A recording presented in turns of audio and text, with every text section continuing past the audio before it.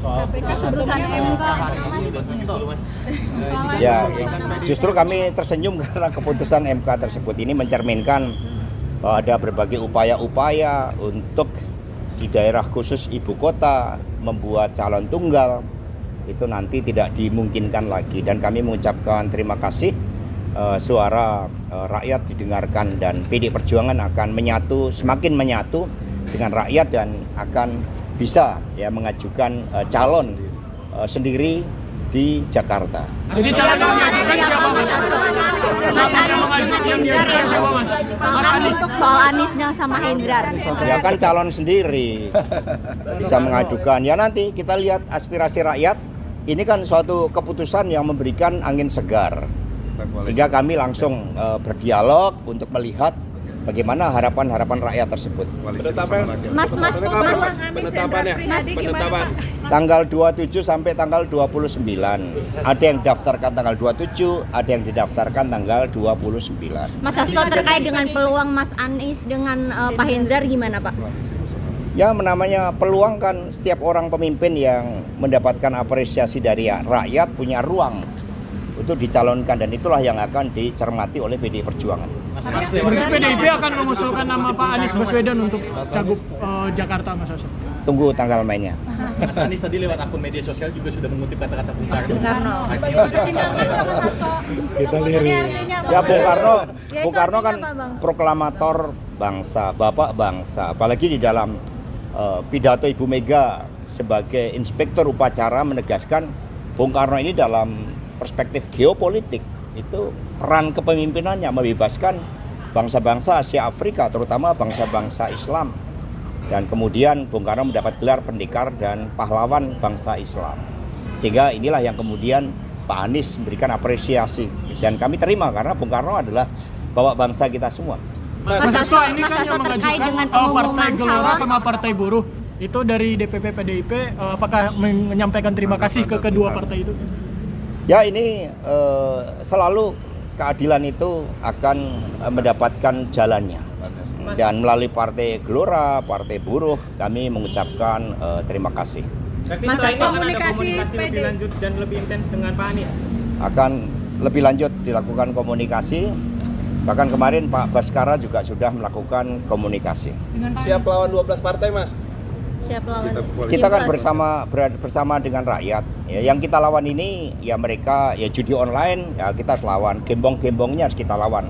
Kami dukung KPK agar bisa menangkap gembong judi online, gembong tambang ilegal, gembong untuk narkoba, gembong untuk kejahatan perbankan. Itu yang kami dukung sepenuhnya, agar KPK fokus juga pada kasus-kasus besar yang merugikan bangsa dan negara. Mas Hasto, PDIP akan mengumumkan calon yang akan diusung kapan nih? Ya nanti kita umumkan. Ya. Mas Hasto, soal calon independen Darmakun itu kan KPUD mengambil langkah justru mengurangi jumlah KTP-nya, bukan mengusut tindak pidananya. PDIP seperti apa tanggapannya? Jadi berpolitik itu atas dasar etika dan moral. Satu saja KTP ada yang dimanipulasi, itu udah pelanggaran etika berat. Jadi jangan sampai kita biarkan negeri ini, kata Pak Haidar Nasir, Ketua Umum Muhammadiyah, jangan sampai negeri ini kehilangan jiwa dan raga terpisah, lalu etika dan moral ditinggalkan. Maka seruan-seruan kebenaran ini harus kita buka ruang, termasuk dalam pilkada, termasuk agar pilkada tidak menjadi objek dalam mobilisasi kekuasaan untuk calon-calon tertentu. Karena kami mendapat laporan ada satu daerah yang karena kaya dengan tambang lalu diusahakan calon tunggal.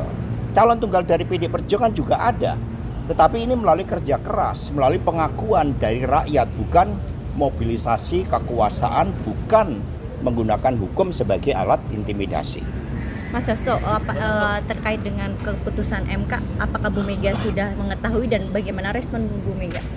Kan tadi nggak boleh bawa telepon, jadi belum komunikasi. Jadi nanti di pilkada mau Pak Anies atau dari kader PDIP sendiri nih? Ya kita akan dorong calon-calon terbaik yang mampu membangun negara kita melalui pembangunan di daerah, dan itu mendapatkan legitimasi dukungan kuat dari rakyat. Itu sikap dari PDI Perjuangan yang sejak dulu kokoh di dalam mengawal jalan kerakyatan ini, sehingga rakyat yang berdaulat untuk menentukan pemimpin jangan sia-siakan hak rakyat itu hanya karena bansos, hanya karena intimidasi, hanya karena calonnya ini anak si A, anak si B yang merupakan pejabat negara. Tapi gunakan dengan nurani untuk memilih pemimpin yang betul-betul membawa kemajuan daerahnya karena rekam jejaknya yang sangat baik sebagai pemimpin. Kalau putusan MK yang menetapkan pendaftaran saat penetapan calon bukan saat pelantikan itu gimana Mas Hasto tanggapannya? Ya itu bagian dari keadilan bahwa usia itu menunjukkan kematangan kepemimpinan seseorang. Tapi pandangan Bu Mega terhadap Pak Anies sendiri itu bagaimana? Pak Anies Baswedan itu putra ya tokoh pahlawan. Ya Pak Baswedan itu beliau juga dikenal perjuangannya di BPUPK. Masa boleh kita tanggapan nggak sih soal 10 senior Golkar ini teken surat buat mendorong Pak Jokowi jadi ketum Golkar? Itu saya tanggapannya Pak. Ya itu Tania yang mengusulkan. Oke, makasih. Siap. Mengenai pilkada di wilayah Banten, kemarin Golkar mengatakan kalau mereka bakal mengurungkan pencalonan Airin di wilayah Banten. Apakah PDI juga akan mencabut itu? Ya itu kewenangan dari Partai Golkar, tapi aspirasi dari rakyat banyak yang membuat deklarasi untuk Airin dan Ade Sumardi. Itu aspirasi yang berkembang dari bawah. Mas Hasto, ini putusan MK juga menyatakan artinya Mas Kaisang juga gagal gitu untuk maju di Pilgub. Saya nggak dengar. Apa? Kalau Mas Kaisang gagal gitu. Oh ya, jadi gagal tidaknya itu kan seseorang melalui ujian-ujian sejarah. Jadi melalui gemblengan sejarah. Apakah pemimpin itu punya etika dan moral, punya kemampuan di dalam menjawab suara rakyat, itu bagi PD Perjuangan seperti itu. Karena itulah kami melakukan kaderisasi kepemimpinan.